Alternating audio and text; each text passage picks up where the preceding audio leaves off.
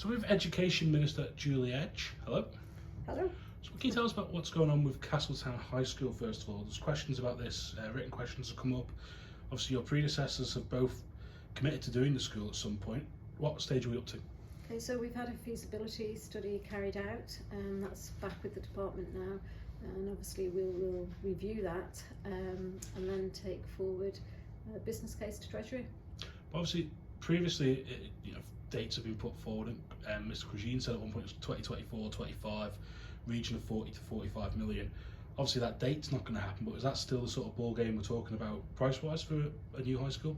As I say, I haven't actually seen the feasibility study that's been carried out. I will review that, and obviously we need to go to Treasury.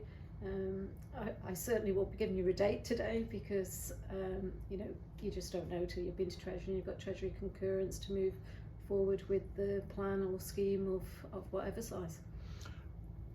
Why are you saying you won't give us a date? Do we have any sort of, are we looking 5 years, within 5 years at all? Or because obviously, I mean, I remember with Ballakermeen Hague, for instance, I was meant to go to that in year 7, and that got built just as I was leaving for sixth form. So that's, in fact, my sister was probably meant to go there. She's in her 30s, so it's, there's an element here of you can see the concern for people, surely. No, and obviously my commitment is that we will be discussing it with Treasury in the next month or so, and hopefully once we've had those discussions we'll be able to announce the next steps. And of course it isn't just Castle Rushen where there's things with schools at the minute. Ballakermeen, as we know, is massively oversubscribed. They've got additional mobile classrooms again this past 18 months or so.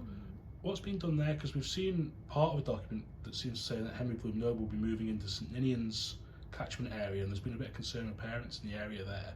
What can you tell us about what's happening there?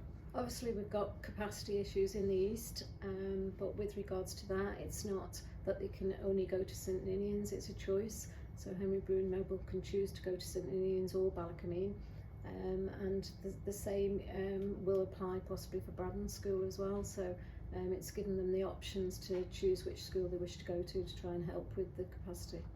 Long term though, what is the future of Ballakermeen? You can't just keep sticking mobile classrooms up. There has to reach a point where something radical has to happen between them two schools, surely. Yeah. Is that something else that you're looking into being able to do?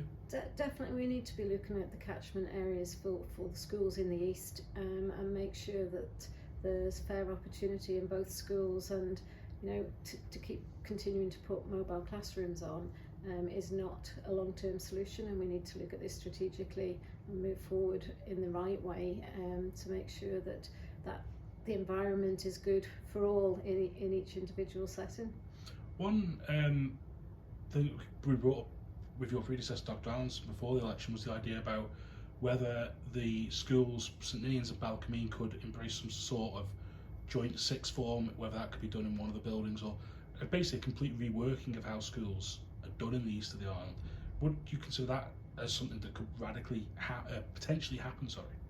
Certainly as Minister I will be looking at everything. I won't be just looking at the east, and I think that what we've got to do is make sure that all of our students on the island have the best outcomes, no matter whether they're primary, secondary or sixth form, and it is something that I wish to do and bring something forward as to what will achieve and deliver that excellent education system that everybody deserves.